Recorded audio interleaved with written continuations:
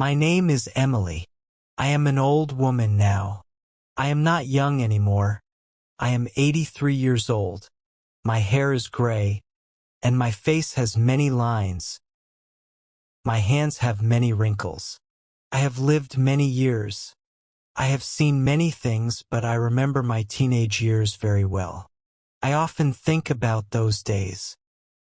Those days were hard for me, but they taught me many lessons. When I was young, no one believed in me. My father would say, "You are lazy, you will fail in life." Now I am going to see my son. It has been a long time. The plane is ready to leave. People talk, some laugh, some are quiet. A voice says, "Please fasten your seatbelt." I listen. I follow the instructions. The plane starts moving. My heart feels heavy. So many memories. I think about the last time I saw my son. He was young. He had big dreams. He said, "Mom, I want to study. I want a better life." I said, "Go, my son, learn. Be strong." Then he left. Years passed. Letters came. Then phone calls. But I never saw him again. Now I have a ticket. I have a seat. I have a destination. I closed my eyes for a moment. My son said, "Come visit me, Mom." I said, "Yes, my son. It is time." A voice interrupts my thoughts. "Would you like something to drink?" I open my eyes. I look at the flight attendant. I say, "Just water, please." She gives me a small cup. I hold it. The plane is quiet now. I hear whispers. I hear footsteps. But my mind is in the past. I remember when I was young. Life was different, hard. I worked every day. I helped my family. I had dreams too. But I waited. I waited for the right time. Did I make the right choices? Did I do enough? The plane moves smoothly.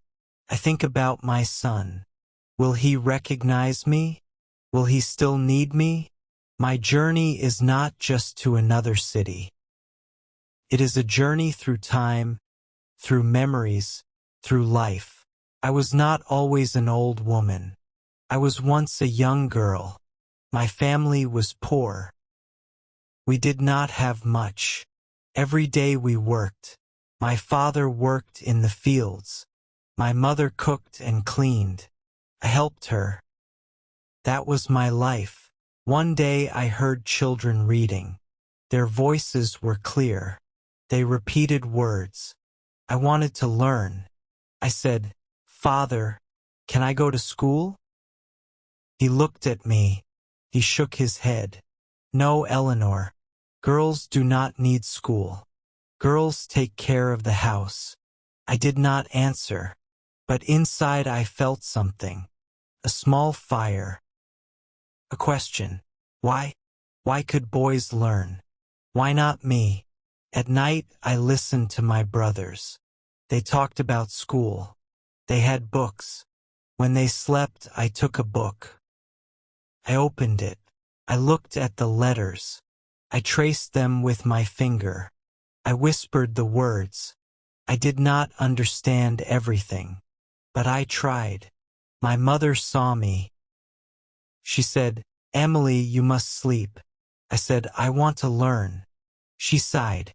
She did not stop me. Years passed. I learned little by little. I listened. I copied words. I asked questions. Some people laughed. "Why do you try? You are a girl." But I did not stop. Then I grew older. My father said, "It is time to marry." I did not want to marry. I wanted to work. I wanted to learn more. I said, "No, Father, I want a different life." He was angry. He did not understand. I left my home. I was afraid. But I knew one thing. I wanted more. I wanted a future. I wanted to prove that I could be more than what others expected. I left my home with nothing. No money, no plan, only hope. I walked to the next town. I looked for work. People said, "You are a woman. What can you do?" I said, "I can work hard." A kind woman gave me a job. She had a small store. She said, "You can clean. You can help with the customers." I said, "Yes, thank you." I worked every day, morning to night. I listened to people talk. I learned new words. I watched how they bought things. I watched how the woman managed the money. One day I said, "Can you teach me to count money?" She looked at me. She smiled. "Yes, Emily, I will teach you." I learned fast. I worked hard. Soon I was not just cleaning. I was selling. I was helping. People started to know me. They said, "Emily is smart. Emily is good at business." I saved money. It was not much, but it was mine. Then one day I made a big decision. I said, "I want my own store." The woman laughed. "That is not easy, Emily." I said, "I know, but I will try." I found a small space. I bought a few things to sell. I opened my store. First, nobody came. People said, "She is just a woman. She will fail." But I did not stop. I smiled. I welcomed everyone. I spoke kindly. Slowly people came. They bought small things. Then more. My store grew. One day a man came. He looked at me. He said, "You are different. You are strong." I did not know what to say. He came back the next day. And the next. He asked me, "Will you marry me?" I thought of my father's words. It is time to marry. But this time I had a choice. He looked at me. He said, "You are different. You are strong." I did not know what to say. He came back the next day. And the next. "Only if you let me keep my dreams." He smiled. "Yes, Emily." We married. We worked together. We grew the business. Then we had a son. My son. I held him in my arms. I looked at his small face. I made a promise. I whispered, "You will have a better life. You will go to school. You will learn." Years passed. My son grew. He was smart. He loved books. One day he said, "Mom, I want to study in the city." My heart felt heavy. I wanted him close. But I remembered my own past. I remembered my dreams. I smiled. I said, "Go, my son. Learn. Be strong." He packed his things. He hugged me. He said, "I will write to you, Mom. I will call." Then he left, and I waited. I waited for his letters. I waited for his voice on the phone. I waited for the day I would see him again. Years passed.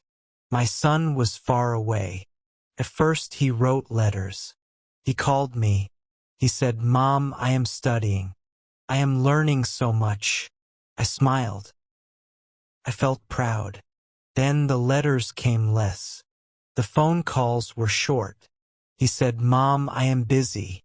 I have exams. I have work." I understood, but my heart felt empty. One day I waited for his call. The phone did not ring. The next day, nothing. A week passed. A month. I wrote a letter. "My son, are you okay?" No answer. I asked myself, did he forget me? Did I send him too far? One night I sat alone. The store was closed. The house was quiet. I looked at the empty chair. That was my son's chair. But he was not here. I thought, maybe he does not need me anymore. Maybe I should not have let him go. Then one day a letter came. My hand shook as I opened it. Mom, I miss you. I have a good job now. I want to see you. Please come visit me. Tears filled my eyes. I touched the paper. My son had not forgotten me. He still wanted me. But could I go? Could I leave everything? I sat for a long time. Then I made a decision. I would go. I bought a ticket. I packed a small bag. The day of my flight, I stood at the airport. I had never been on a plane before. Everything was new. I felt small. A voice said, "Passengers, please board now." I took a deep breath. I walked forward. I entered the plane. I sat down.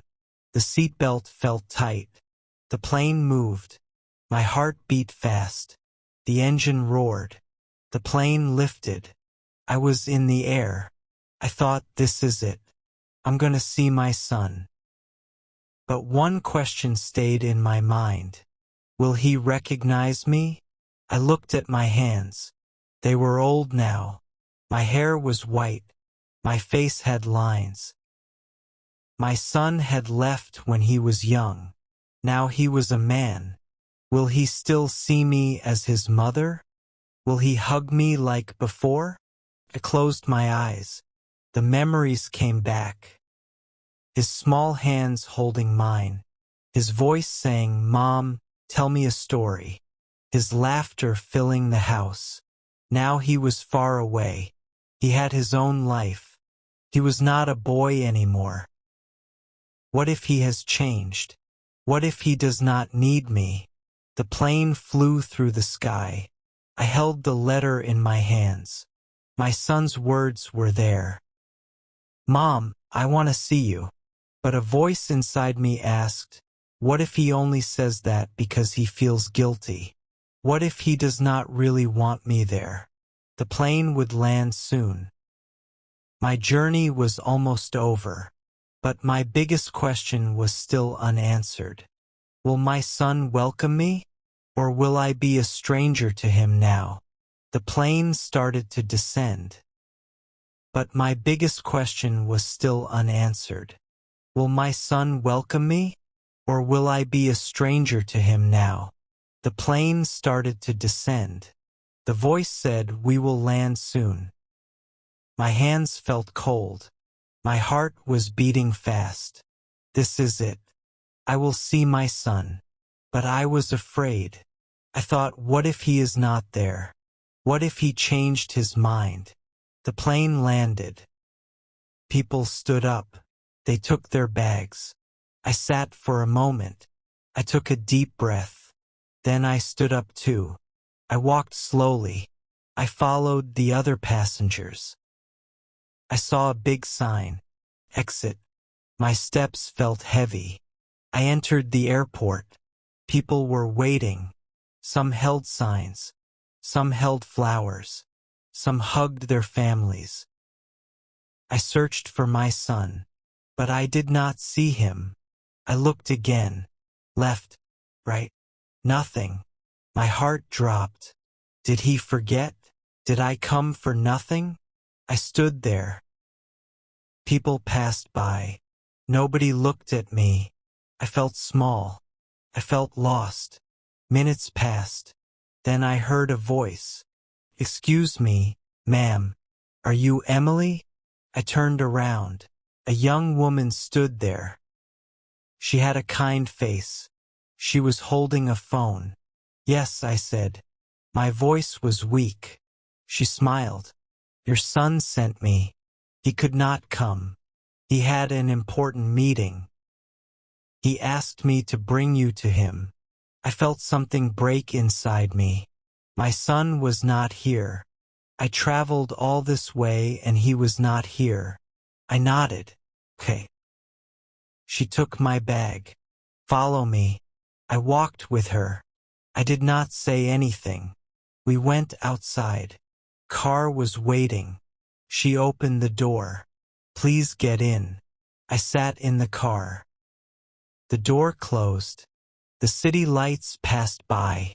My heart was heavy. He did not come. He sent someone else. I wanted to cry, but I did not. The car stopped. The woman smiled. "We are here." I looked outside. It was a tall building. She opened the door for me. I stepped out. "Your son is waiting inside," she said. I walked in.